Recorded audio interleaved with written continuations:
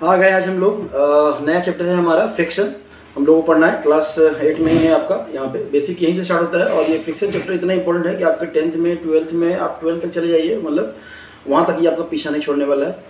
Even अगर daily life की बात करें तो बिना फ्रिक्शन के तो कुछ है ही नहीं। ये तो मतलब अभी जब हम लोग पढ़ेंगे तो समझ में आएगा कि ये कितना इंपॉर्टेंट है।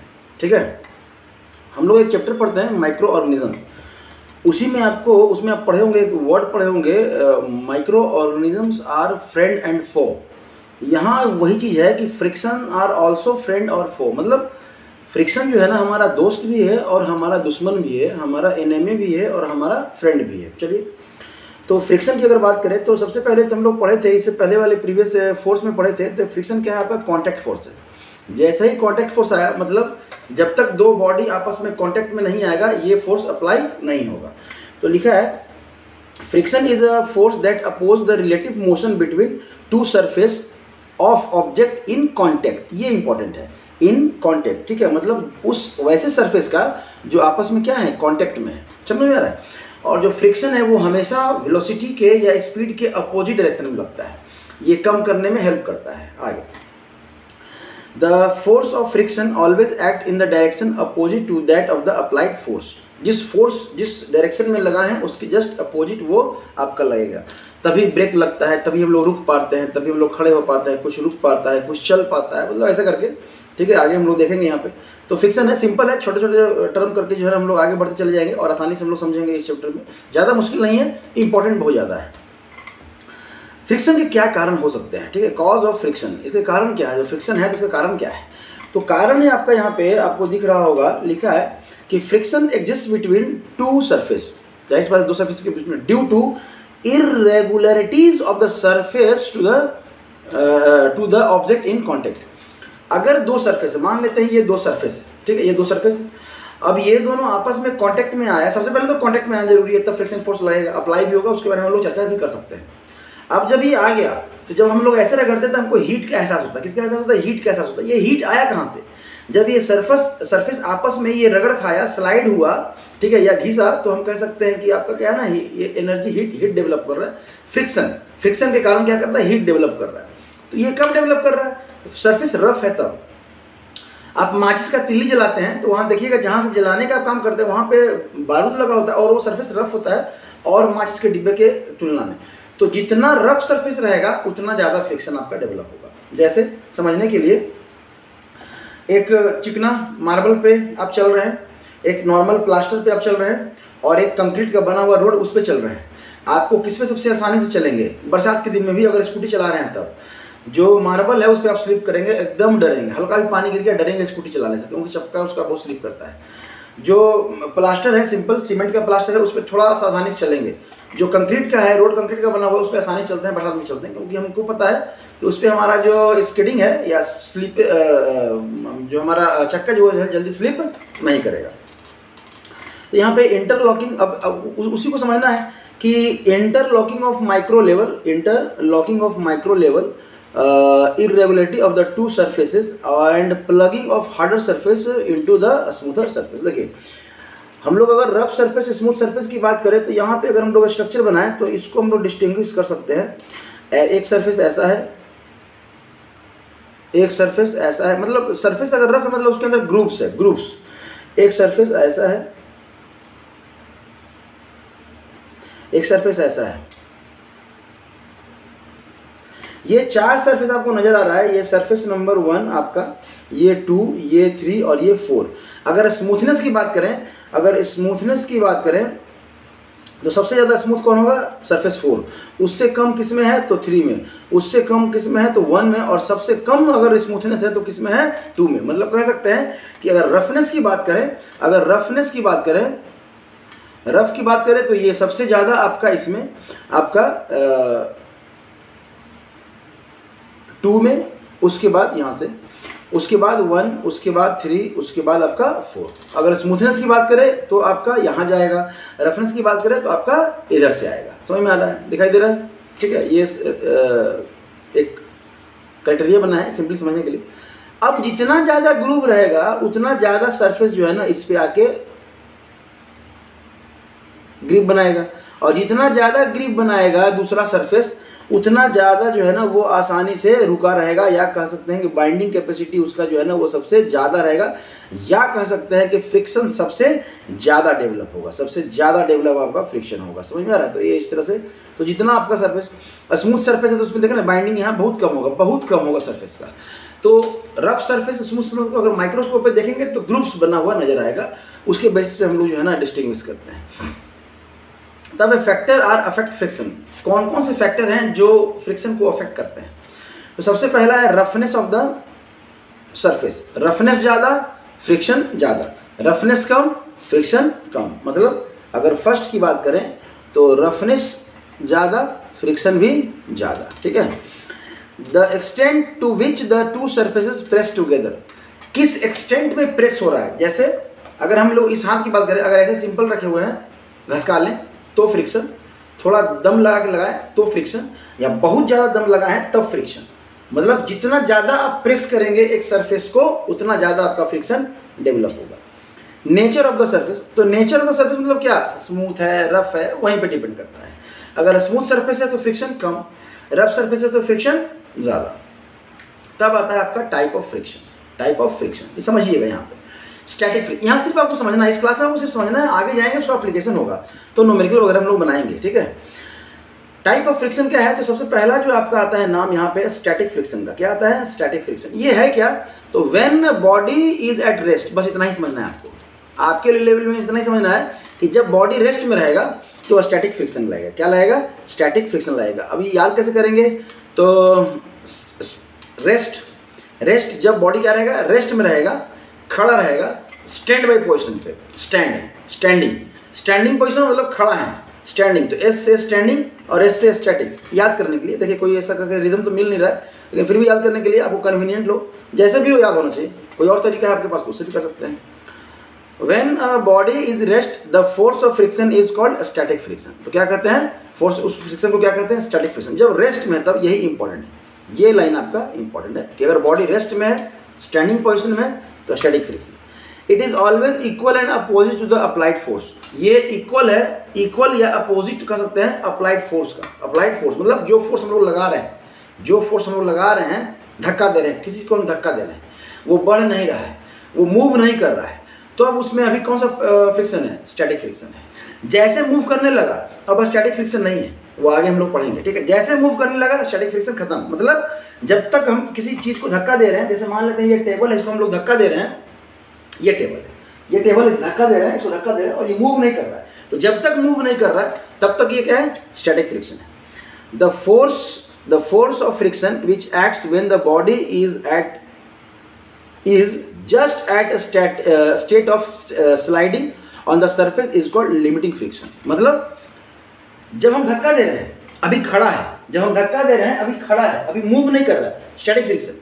अब और थोड़ा सा ताकत बढ़ाए और एक ऐसा पोजीशन आ गया कि अब क्या होगा कि ये जस्ट मूव करने वाला होगा, जस्ट स्लाइड करने वाला होगा। तो जैसे ही स्लाइड करना स्टार्ट किया, जस्ट स्लाइड करना स्टार्ट किया, आप उस फ्रिक्शन को क्या कहेंगे, लिमिटिंग फ्रिक्शन कहेंगे। अब उस फ्रिक्शन को हम लोग स्टैटिक फ्रिक्शन नहीं कहेंगे। समझ में आ रहा है? तब है स्लाइडिंग फ्रिक्शन। नाम से ही पता चल रहा है, तो नाम से पता चल स्लाइड करने में जो अपोज कर रहा हो। The friction force which opposes the actual relative sliding motion between to contact surface. Contact surface तो जरूरी है ना भाई, कॉन्टेक्ट फोर्स है।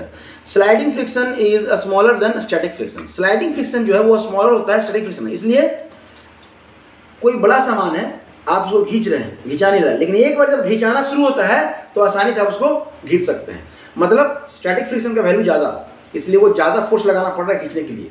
लिमिटिंग फ्रिक्शन, स्लाइडिंग फ्रिक्शन का वैल्यू कम, इसलिए जब स्लाइड होने लगा तब कम फोर्स लगता है। ठीक है। ये फील कर सकते हैं आप, एक बोरा घर में रखा हुआ है, उसको खींचिए, आपको ज़्यादा ताकत के साथ होगा, जब खींचने लगेगा और चलने लगेगा ना तो फिर कम हो जाएगा। रोलिंग फ्रिक्शन क्या है आपका, rolling friction. The friction force that exist between two surface when the rolling over other, एक के ऊपर दूसरा रोल कर रहा है। अब देखिए सबसे बड़ा फ्रिक्शन स्टैटिक फ्रिक्शन, वो ताकत सबसे ज़्यादा लगेगा, उससे कम जब स्लाइड फ्रिक्शन हुआ तब, उससे भी कम रोलिंग फ्रिक्शन। मतलब जैसे जैसे आपका फ्रिक्शन को, आगे हम लोग पढ़ेंगे कि फ्रिक्शन को कम करने का ये तरीका भी है। किसी चीज़ को स्लाइड कर दीजिए, किसी चीज़ को रोलिंग करने लगे, घुमाने लगे, घिसने से अच्छा है कि उसको अगर चक्का लगा दें तो वो आसानी से चलेगा। क्यों? क्योंकि सरफेस का कॉन्टैक्ट जो है ना वो कम हो गया। समझ में आ रहा है?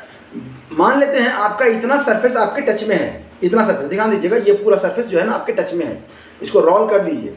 अब जो है ना ये सरफेस क्या हो गया, छोटा हो गया, जो टचिंग सरफेस है वो छोटा हो गया, सरफेस छोटा हो जाएगा तो फ्रिक्शन का मैग्नीट्यूड कम हो जाएगा, आसानी से आगे बढ़ेगा। इसलिए चक्का किस में लगा देते हैं ना, चक्का, तो वो आसानी से आगे बढ़ता है। Rolling friction is smaller than sliding friction, समझ में आ रहा है। तो मतलब यहाँ से अगर हमारा बात करें तो स्टैटिक की अगर बात करें तो सबसे ज़्यादा, उसके बाद स्लाइडिंग, और उसके बाद आपका आ गया रोलिंग। यही याद रखिएगा, फ्यूचर में भी काम आएगा, समझ में आ रहा है, फ्यूचर में भी काम आएगा जब 11-12 में पहुँचेंगे, न्यूमेरिकल करेंगे तब, ठीक है। इफेक्ट ऑफ फ्रिक्शन, फ्रिक्शन का इफेक्ट क्या होगा, तो फ्रिक्शन प्रोड्यूस हीट, ये तो हाथ घिसने से भी पता चल जाएगा कि फ्रिक्शन जो है ना हीट प्रोड्यूस कर रहा है।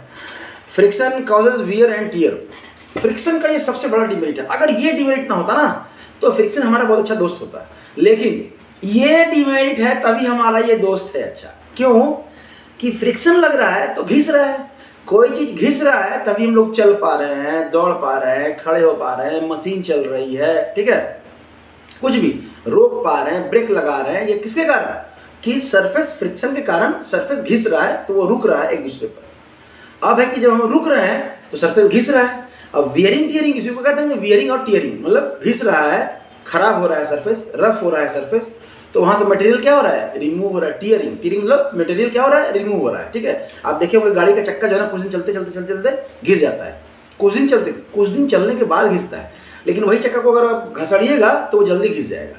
जो 360, 180 बाइक को लेके जो मारते हैं उनका चक्का का स्थिति 1 महीना 2 महीना के अंदर जो है ना खत्म हो जाता है। और सेम बाइक कोई अगर रखे हुए हैं तो आसानी से अगर आराम से चल रहे हैं तो उनका जल्दी चक्का घिसता नहीं है, बाइक का जो व्हील है वो जल्दी घिसता नहीं। तो फ्रिक्शन जब हम लोग घिस रहे हैं 180, 360 जब मार रहे हैं अपने बाइक से, तो वो क्या रहा है, वो स्लाइड कर रहा है। स्लाइडिंग फ्रिक्शन ज़्यादा होता है रोलिंग फ्रिक्शन से। तो स्लाइडिंग में आपका क्या है ना, चक्का जल्दी घिसेगा, इसलिए स्लाइड मत किया कीजिए, ठीक है। दूसरों को नुकसान होता है ना, आपका तो नुकसान है, दूसरा का नुकसान होता है। फ्रिक्शन अपोजेज मोशन, फ्रिक्शन क्या है, मोशन को अपोज करता है, इसलिए तो हमारा फ्रेंड भी है ना, तभी तो हमारा ब्रेक लगता है ना। तो पता चला एक बार हम लोग चलना शुरू कर दिए फिर रुकते ही नहीं, कहाँ रुकते, इन्फिनिटी में जाके। इन्फिनिटी कहीं है क्या, नहीं, मतलब आगे बढ़ते चले जाइए, इन्फिनिटी कहीं है ही नहीं। तो ये आपका इफेक्ट भी है फ्रिक्शन का, और इसका हम लोग को यूज भी करना है, फायदा भी है इससे। तब है आपका एडवांटेज ऑफ फ्रिक्शन। एडवांटेज पढ़ेंगे, अच्छा चीज कि एडवांटेज क्या है। The friction between pen and paper enable us to write on the paper. अभी हम अगर लिख पा रहे हैं, यहाँ पे आपको दिख रहा हो, लिख रहा हो, तो ये फ्रिक्शन है तभी। अगर यहाँ पे अभी तेल लगा दें तो ये सरफेस पे जो है ना ये काम नहीं करेगा, ठीक है। आप कहेंगे सर ये तो एप्पल का है तो काम करेगा, मतलब पता नहीं, तेल लगाए नहीं है, अब तूफानी नहीं करना चाहते, बहुत महंगा है, ठीक है। पता चला तेल लगा दिए तो चल ही नहीं रहा, हो गया ख़राब, तो रिस्क नहीं ले सकते हैं। समझने के लिए आप पेन उठाइए, पेपर उठाइए, सस्ता चीज़ है, उस पर जो आप लिख रहे हैं आप तेल लगा लीजिए, फिर लिखने का कोशिश कीजिए तो नहीं लिख पाइएगा। Friction between our feet and the ground allow us movement like standing, walking and running. हम लोग मूव कर रहे हैं, घूम रहे हैं, दौड़ रहे हैं, चल रहे हैं, किसके कारण, फ्रिक्शन के कारण। फ्रिक्शन ना हो स्लिप करके गिर जाएंगे। Friction between the surfaces of the road and tyres our vehicles allow the vehicles to move without slipping। Road में भी फ्रिक्शन है, तभी ना वो स्लिप नहीं करता, वो मूव करता है, रोल करता है, मूव करता है। डिसएडवांटेज क्या है आपके फ्रिक्शन का, तो डिसएडवांटेज है यहाँ पे इसका कि friction causes moving object to stop और स्लो डाउन। जो मूव कर रहा है उसको स्लो कर देगा, मतलब तो बढ़िया है ना, अरे भाई हम चाहेंगे तब ना स्लो करना। हम अगर स्लो करना नहीं चाहें, एक्सेलेटर अगर आप ले रहे हैं तो गाड़ी आगे बढ़ रही है, एक्सेलेटर डाउन कर दीजिए अपने आप ब्रेक नहीं लगा रहे हैं, फिर भी गाड़ी रुक रही है। क्यों, सरफेस और रोड और व्हीकल के चक्के के बीच में जो है ना, व्हीकल्स के बीच में आपको उसके व्हील्स के बीच में क्या है, फ्रिक्शन है, वो रोक दे रहा है। हम नहीं चाह रहे हैं ना, अगर नहीं रुकता, फ्रिक्शन नहीं होता तो हमको एक्सेलेटर लेना पड़ता, नहीं, पेट्रोल का पैसा बचता, तो पेट्रोल का पैसा तो बचता, तो रुकते कहाँ, नहीं रुकते कहाँ, पता नहीं कहाँ, ठीक है। तो friction causes moving object stop और slow down. Friction produce heat causing wastage of energy in machine. जाहिर सी बात है, फ्रिक्शन से जो है ना, मतलब हार्ड चल रहा है, नहीं हम लोग कहते हैं कि हार्ड चल रहा है, जो जितना हार्ड चलेगा, जैसे चक्का आपका अगर ब्रेक अगर टाइट कर दिया है और गाड़ी आपका हार्ड चल रहा है तो आपका एनर्जी ज़्यादा खपत करेगा, आपका पेट्रोल जो है ना ज़्यादा खर्चा होगा। ये मिस्त्री लोग बोलता होगा आपको, पता भी है, जाहिर सी बात है, बाहर पड़ेगा तो खर्चा होगा ही ना। तो हम लोग उस तरह से बनाते हैं कि फ्रिक्शन को जो है ना कम कर सकें, लेकिन फ्रिक्शन को कम कर सकते हैं, ख़त्म नहीं कर सकते, मतलब फ्रिक्शन तो रहेगा ही रहेगा। Friction causes wearing tearing moving part of the machinery soles and shoes. Soles है, शूज है, हमारा जितना भी है ना, पैर वाले चप्पल उप्पल, एक बार खरीदते फ्रिक्शन नहीं रहता तो एक बार खरीद लिए तो कोई दिक्कत ही नहीं रहता, या अगर फ्रिक्शन नहीं रहता तो जूते चप्पल खरीदने का जरूरत ही नहीं पड़ता। जूता चप्पल हम लोग क्यों खरीद रहे हैं? क्योंकि ये सरफेस रफ है, हम चलेंगे तो पैर में ना छाला पड़ जाएगा, ठीक है, छाला पड़ जाएगा, घिस जाएगा।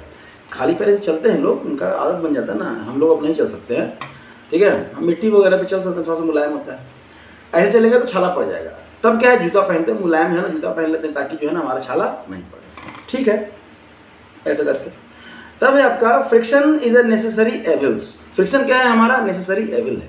एविल मतलब दुश्मन, जरूरत, मतलब जरूरत ही दुश्मन है, एकदम जरूरत ही, मतलब जरूरत है इस दुश्मन का, ठीक है। तब कैसे जरूरत है भाई, समझ लीजिए। We can hold glass easily because of friction. अगर ग्लास को पकड़ रहे हैं तो फ्रिक्शन के कारण। इफ ऑयल और ग्रीसी, आप तेल लगा लीजिए, उसी गिलास पर तेल लगा दीजिए, नहीं पकड़ पाइएगा, ग्रिप नहीं बन पाएगा, वही लिखा हुआ है यहाँ पे, ठीक है। दूसरा लिखा है we able to walk on the floor. Floor पे अगर हम चल रहे हैं, फ्रिक्शन के कारण चल रहे हैं। We can write on the paper pencil, पहले भी हम लोग पढ़ चुके हैं फ्रिक्शन के कारण। We are able to start stop और टर्न, कुछ भी कर रहे हो गाड़ी के साथ, स्टार्ट कर रहे हैं, आगे बढ़ रहे हैं, टर्न ले रहे हैं, घूम रहे हैं, टिल्ट कर रहे हैं, कुछ भी फ्रिक्शन के कारण। We can fix a nail because of friction, कांटी ठोक रहे हैं फ्रिक्शन के कारण, नहीं तो अगर फ्रिक्शन में स्लिपरी होता तो कांटी ठोकते, खींच लेते, खिंचा जाता, ठीक है। इसलिए देखे होंगे ना, फ्रिक्शन देने के लिए उसमें एक प्लास्टिक का लगाते हैं, ताकि वो प्लास्टिक में ग्रुप्स बना होता है। ग्रुप्स इसलिए बनता है ताकि वो फ्रिक्शन को और बढ़ा सके। जब फ्रिक्शन बढ़ जाएगा तो दिक्कत नहीं, आसानी से कील जो है ना वो दीवार पे रहेगा। We make a knot because of friction, knot बनाते हैं ताकि वो फ्रिक्शन है। We can construct a building because of friction, building को भी बना पा रहे हैं, ईंट के ऊपर ईंट रख रहे हैं, वो स्लिप नहीं कर रहा है, क्यों? फ्रिक्शन के कारण। We can make a fire by rubbing matchstick, माचिस जला रहे हैं, फ्रिक्शन के कारण, नहीं होगा तो नहीं जला पाएंगे, समझ में आ रहा है। तब है यहाँ पे फ्रिक्शंस आर एन एविल्स। अब एविल्स है मतलब दुश्मन तो है ही, नेसेसरी दुश्मन तो क्यों था वो पता हो गया, सारा काम ऑलमोस्ट हर काम हम लोग कर रहे हैं फ्रिक्शन के कारण। वियरिंग आउट हो रहा मटेरियल, मटेरियल जो है हमारा खत्म हो रहा है, चाहे आपका साइकिल का ब्रेक हो, जूता का शूज हो, सोल हो, आपका कोई मशीन हो, कोई मशीन पार्ट्स हो जो मूविंग है, ठीक है, प्लस आपका कुछ भी, हर चीज़ कुछ समय पे क्या है ना, वियरिंग होता है, उसमें वियर टियर होता है, मटेरियल वहाँ से रिमूव होता है, तो ये मटेरियल का लॉस है। अब तो ये होगा ही होगा क्योंकि फ्रिक्शन है। As friction is advantage to us is consider as friend and due to disadvantage is consider as foe. Micro organism जैसे पढ़ते हैं ना, उसी में यही है कि अगर एडवांटेज है, चल फिर रहे हैं तो भाई हम लोग दोस्त कहेंगे, नहीं चल पा रहे हैं तो दुश्मन कहेंगे। फ्रिक्शन को बढ़ाएं कैसे? इंक्रीजिंग फ्रिक्शन, सरफेस को रफ कर दीजिए, सबसे आसान, क्योंकि कॉन्टैक्ट सरफेस अगर रफ हो जाएगा फ्रिक्शन बढ़ जाएगा। तो by pressing the surfaces together more strongly, surface को ज़्यादा प्रेस कीजिए, फ्रिक्शन बढ़ जाएगा। इसलिए कोड़ते हैं, कुछ ज़मीन को कोड़ते हैं फार्मर लोग, तो वहाँ प्रेस करते हैं, होई जो है, जब फार्मिंग करते हैं, क्रॉप प्रोडक्शन, होई उसको प्रेस करते हैं, कस के प्रेस करते हैं, तब वो मिट्टी को कोड़ते हुए आगे बढ़ता है, ठीक है। अगर ब्रेक लगा रहे हैं तो आप कार पे धीरे से ब्रेक लगाइए, कस के ब्रेक लगाइए। जब कस के ब्रेक लगाएंगे तो गाड़ी तुरंत रुकता है, मतलब फ्रिक्शन ज़्यादा डेवलप हुआ। अगर धीरे से लगाएंगे तो रुकेगा, लेकिन दूर तक जाने के बाद रुकेगा, तब तक कहानी खत्म। इसलिए हाँ, लेकिन अब ज़्यादा लगा दिए फ्रिक्शन, तो फ्रिक्शन ज़्यादा लगाएंगे तो वियरिंग टियरिंग होगा, मतलब आपका जो ब्रेक शू है वो जल्दी खराब होगा। लेकिन मजबूरी है ना, ब्रेक नहीं लगाएंगे तो हम ही निपट जाएंगे तो ऊपर ब्रेक लगाएंगे नहीं ना, इसलिए धरती पर ब्रेक लगाते हैं। तो मटेरियल जाएगा, मटेरियल घिसेगा, हम तो बचेंगे। Friction can increase by increasing the roughness of the surface, surface के रफनेस को बढ़ा देंगे तब भी आपका फ्रिक्शन क्या हो जाएगा ना, बढ़ जाएगा, ठीक है। उसी में एग्जांपल आपको यहाँ पे दिया हुआ है। तब है यहाँ पे आपका सोल, बहुत सारा चीज़ आपका दे दिया है। The sole of your shoes grooved by the provide the sole better. आप सोल जो खरीदते हैं उसमें ग्रूविंग रहता है, ग्रूविंग रहता है तो कहते हैं कि हाँ ये बढ़िया वाला होगा। ट्रक का टायर भी देखते हैं कि अजीब टाइप का रहता है, एकदम अजीब टाइप का। एक खिलौना भी आता है बच्चा लोग का जिसमें ग्रुप्स रहता है, तो वो दीवार पे उल्टा चढ़ के फिर से सीधा होकर चलने लगता है। आप देखे होंगे इस टाइप का जो है ना, एक चक्का बना रहता है, उस पर ग्रूव ऐसे करके ऐसे करके ग्रूव रहेगा। जितना ज़्यादा ग्रूव रहेगा, ठीक है, उतना ज़्यादा वो आसानी से बिना स्लिप किए। ट्रैक्टर का चक्का देख लीजिए ना, बड़ा वाला ट्रैक्टर का चक्का, जहाँ सब गाड़ी फंस जाता है वहाँ ट्रैक्टर खेत में जो है ना कादों में चलते रहता है। क्यों चलता है? ग्रूव ज़्यादा है, फ्रिक्शन उसका ज़्यादा डेवलप होगा, फ्रिक्शन ज़्यादा डेवलप होगा तो वो चक्का स्लिप नहीं करेगा, आगे बढ़ेगा। कबड्डी प्लेयर, जब कबड्डी प्लेयर है खेलते हैं ऐसे करके ऐसे लगाते हैं, क्यों? ताकि वो पाउडर लगाते हैं ताकि इसमें फ्रिक्शन हो, ताकि जब दूसरे को पकड़े तो ग्रिप बन सके, क्योंकि ऐसे ही पसीना वसीना हो जाता होगा खेलते खेलते तो पसीना से ऐसा ही स्लिप करेगा, इसलिए ग्रिप बनाते हैं। ठीक है, कुश्ती पहलवानी लोग अखाड़ा उखाड़ा जब करते हैं, जितने भी जिम्नास्टिक्स हैं वो सब पोल पे चढ़ने से पहले पाइप पे वो करते हैं ना, तो पाइप पे चढ़ने से पहले जो है ना वो सब ऐसे, तो ये सब क्या है? फ्रिक्शन है। इंक्रीज करने का आपका प्रॉपर्टी है कि कैसे फ्रिक्शन को जो है ना हम लोग इंक्रीज कर सकते हैं, ये सारा है। तब है रिड्यूस करने का, तो रिड्यूस करने का सबसे आसान तरीका ऑयलिंग कर दीजिए, ग्रीसिंग कर दीजिए, सरफेस को स्मूथ कर दीजिए। अरे सब कुछ जानने में वही चीज़ है ना, तो वही लिखा हुआ है यहाँ पे। Friction between the sliding surfaces of the object can be reduce by making the surface is in contact smooth by polishing them, polish कर दीजिए। ठीक है, sliding friction between the moving part of the vehicles and the machinery can reduce by the oil, grease और ये lubricants. हर अलग अलग तरीके से जो है ना हम लोग फ्रिक्शन को क्या कर सकते हैं? कम कर सकते हैं। तब यहाँ बात आया, एक टर्म आया लुब्रिकेंट्स। ठीक है, लुब्रिकेंट्स, ज़्यादा नहीं लंबा करेंगे वीडियो को, बस जल्दी हम लोग खत्म करेंगे। लुब्रिकेंट्स क्या है? पढ़ना नहीं है, समझ लीजिएगा।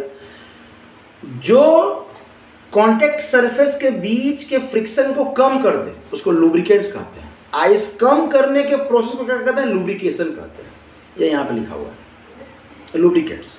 अब टर्म आ गया है तो समझ लेते हैं, पढ़ लेते हैं यहीं पे। The substance which reduce frictions are called lubricants and the phenomena is called lubrication. मतलब कम फ्रिक्शन के कम करने के फिनोमिना को हम लोग क्या कहते हैं? लुब्रिकेशन कहते हैं। अब लुब्रिकेंट्स जो है ना वो सॉलिड भी होता है, लिक्विड भी होता है। लिक्विड सेमी सॉलिड कह सकते हैं और सॉलिड भी होता है, जैसे ग्रेफाइट। ठीक है, ग्रेफाइट भी हम लोग आगे हायर क्लास में जाइएगा तो पढ़िएगा। ग्रेफाइट पेंसिल जो नहीं लिखते हैं वो भी लुब्रिकेशन का काम करता है।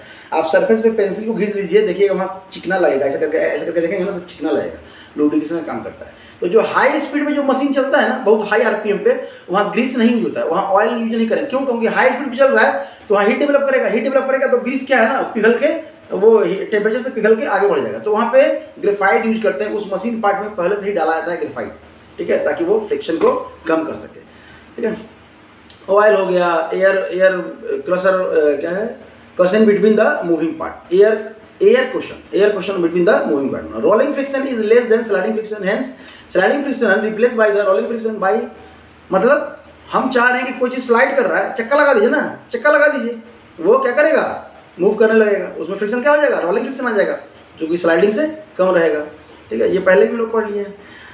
बॉल बेरिंग, उसमें अब जो गोल गोल घूम रहा है उस चक्के में क्या करते हैं? बॉल बेरिंग लगा दीजिए। बॉल बेरिंग लगा देना, छोटा छोटा दाना टाइप रहता है, तो वो आसानी से घूमता है। आप देखें आपका गाड़ी का एक्सेल जल्दी चेंज नहीं होता है, क्यों? उसमें बॉल बेरिंग लगा हुआ है ना, फ्रिक्शन एकदम मिनिमम, अब वो आसानी से मूव कर रहा है बिना फ्रिक्शन के, बिना बेरिंग टीरिंग के। आप गाड़ी खरीदते हैं तो ब्रेक शू 2-4 साल में जो है ना 3-4 बार चेंज कर दीजिएगा, लेकिन वो एक्सेल चेंज करते हैं क्या? नहीं, क्योंकि वहाँ फ्रिक्शन मिनिमम रहता है, मिनिमम रहता है। Friction is reduce by providing wheels को प्रोवाइड कर देंगे, जैसे सूटकेस हो गया, स्कूल बैग हो गया, स्किट्स में नहीं, आजकल तो ट्रॉली वगैरह चलता है ना, तो आसानी से जो है ना हम लोग आगे बढ़ सकते हैं, जा सकते हैं। तो ये सब चीज़ हो गया आपका फ्रिक्शन का, जिससे कि हम लोग लुब्रिकेंट्स जहाँ के हम लोग फ्रिक्शन कम करते हैं। तो तरीका है कि स्लाइडिंग फ्रिक्शन लग रहा है, स्टैटिक फ्रिक्शन लग रहा है तो स्लाइड करवा दीजिए, फ्रिक्शन कम हो जाएगा। स्लाइडिंग फ्रिक्शन लग रहा है, चक्का लगा दीजिए, रोलिंग हो जाएगा, कम हो जाएगा। अगर रोलिंग हो रहा है तो उसमें आप ये लगा दीजिए, बॉल बेरिंग लगा दीजिए और फ्रिक्शन कम हो जाएगा। ये इतना के बाद भी अगर कुछ बच रहा है स्लाइडिंग में, कुछ चाह रहे हैं कि रोलिंग, अब हर में चक्का नहीं लगा सकते ना बाबा, तो स्लाइडिंग फ्रिक्शन है, स्लाइडिंग वहाँ पे है तो वहाँ पे ऑयल लगा दीजिए, ग्रीस लगा दीजिए। ठीक है, तो भी आपका कम हो जाएगा। ये सब लुब्रिकेशन का काम है। तब है आपका friction can never be zero, friction को कभी भी हम लोग जीरो नहीं कर सकते। Friction can never be entirely eliminated, मतलब कभी भी हम लोग उसको एलिमिनेट नहीं कर सकते। No, that is no surface is perfectly smooth. Some irregularities are always there. मतलब किसी भी सरफेस को हम लोग 100% स्मूथ नहीं कर सकते हैं, कुछ ना कुछ तो इरेगुलरिटी रहेगा ही रहेगा, और इरेगुलरिटी रहा तो मतलब फ्रिक्शन रहा। ठीक है, फ्लूइड देखिए, फ्रिक्शन जो है ना आपके सॉलिड सरफेस के बीच में भी है, तो लिक्विड सरफेस के बीच में भी फ्रिक्शन है, एयर के बीच में भी फ्रिक्शन है। इसलिए देखते होंगे एरोप्लेन का जो शेप है ना वो अलग, इस तरह से डिजाइन जो है ना एरोप्लेन का, इस तरह से हम लोग डिजाइन बनाते हैं, क्यों? फ्रिक्शन को कम कर सके। आपका जो बुलेट ट्रेन है उसका जो डिजाइन है वो एकदम इस तरह से रहता है, बुलेट ट्रेन का एकदम ऐसे एकदम आगे है ना कोनिकल ऐसे करके रहेगा, मछली का नहीं, ऐसे बुलेट ट्रेन का। यहाँ खिड़की है, महंगा ट्रेन है, महंगा आदमी बैठता है, खिड़की से सब देखते रहता है। ठीक है, समझ में आ रहा है। तो जितने भी ये सब ट्रेन हैं, स्पेशल ट्रेन हैं, इनका एयर रेसिस्टेंस को कम मत समझिएगा। आप जो हवा आनंद ले रहे हैं गर्मी में, हवा अगर वही हवा कस के चले, बहुत कस के, आपका चेहरा काट के लेके चला जाएगा, घिस जाएगा, पूरा चेहरा है ना घिस जाएगा। समझ में आ रहा है। तो इस फ्रिक्शन को कम करने के लिए हम लोग क्या करते हैं, स्पेशल डिजाइन करते हैं, क्योंकि अब हवा में तेल नहीं लगा सकते हैं, आगे जो एरोप्लेन है उसके आगे लुब्रिकेशन नहीं कर सकते हैं, क्योंकि वो एयर है। तो उसका डिजाइनिंग इस तरह से करते हैं हम लोग, चिकना करते हैं। सबसे पहले तो सरफेस चिकना करेंगे, और डिजाइनिंग ऐसा करते हैं कि वो आसानी से मिनिमाइज हो सके। तो fluid, anything which can flow is called fluid. हर वो चीज फ्लूइड है जो फ्लो करता है, ठीक है। तो ये ध्यान रखिएगा। दो लिक्विड और गैसेस, लिक्विड और गैस यही फ्लो करता है, ठीक है। तब है फ्लूइड फ्रिक्शन। तो एयर के कारण, वाटर के कारण and other liquid exert force of friction when object move through them. अगर वहां से मूव करेगा, मतलब एयर में हवाई जहाज मूव कर रहा है, उस पर फ्रिक्शन लग रहा है। इसलिए कभी ऐसा डिजाइन का हवाई जहाज नहीं देखिएगा, ऐसा डिजाइन का नहीं देखिएगा। हमेशा देखिएगा तो आगे से जो है ना एकदम इस तरह से कॉनिकल, एकदम स्लिपरी, ताकि हवा आए तो आसानी से वो स्लिप कर जाए, ठीक है। तब क्या है, fluid exert force of friction on the object in the in motion through them. The frictional force exerted by the fluid is called drag. जो frictional force हम उस एयर के थ्रू जो लगा उस सरफेस पे, उसको लोग ड्रैग करते हैं। क्या कहते हैं? ड्रैगिंग, ठीक है। Aeroplanes, boats, fishes and birds which move through fluid have body of a special shape called streamline shape, so as to reduce the friction due to fluid and avoid energy loss. Friction को कम करेंगे तो energy loss क्या हो जाएगा, हमारा कम हो जाएगा। तब है कि factor which affect fluid friction. Fluid friction को क्या क्या अफेक्ट कर सकता है? तो the frictional force of an object in fluid depends on, पहला इट स्पीड, किस स्पीड से। नॉर्मल ट्रेन का इंजन आप ऐसा ही देखे होंगे, नॉर्मल ट्रेन का इंजन जो है ना आप ऐसा ही देखे होंगे, ठीक है। इंजन इधर से रेल डबल लगा दीजिए, ठीक है, रेल डबल लगा दी। नॉर्मल ट्रेन का आप इस तरह का इंजन आप देखे होंगे, ठीक है। मतलब वो नॉर्मल ट्रेन स्पीड उतना ज़्यादा स्पीड नहीं है कि उसको उस डिजाइनिंग में खर्चा आता है ना रे बाबा, ठीक है। तो यहाँ पे ध्यान देना है। तब क्या है, the shape of the object, आपका शेप क्या है उस पर भी डिपेंड करता है। और the nature of the fluid, fluid का नेचर क्या है। लिक्विड का है तो उसका अलग से उसका शेप बनेगा। आप देखें ना नाव वाव में जो है ना इस तरह से रहता है, आगे में एकदम कोनिकल रहता है एकदम, ताकि वो आसानी से आगे बढ़ सके। अगर ऐसे रहेगा मान लेते हैं तो आसानी से आगे बढ़ेगा नहीं, ज़्यादा फोर्स लगेगा बढ़ने में भी, तो एनर्जी ज़्यादा लॉस होगा। जितना ज़्यादा फोर्स लगेगा उतना ज़्यादा एनर्जी भी लॉस होगा। तो इसको मिनिमाइज करने के लिए हम लोग फ्रिक्शन को क्या करते हैं, कम करते हैं। तो ये सब था आपका, समझ लीजिए कि वन शॉट आपका ये फ्रिक्शन जो कि खत्म हो गया। यहाँ पे आसानी से आप समझ सकते हैं। ऑलमोस्ट स्टार्टिंग से जो हम लोग दिए हैं, नोट्स का चिंता मत कीजिए, आपके डिस्क्रिप्शन लिंक में आपको नोट्स आपको मिल जाएगा। आप अच्छे से समझिए एक करके, इससे ज़्यादा नहीं है, बेसिक इनफ है। यहाँ से आगे बढ़ेंगे, आपको ऑलमोस्ट यही चीज़ को लेके आगे बढ़ना है, इसलिए कोशिश कीजिए इसको अच्छे से करना, ठीक है। Thank you.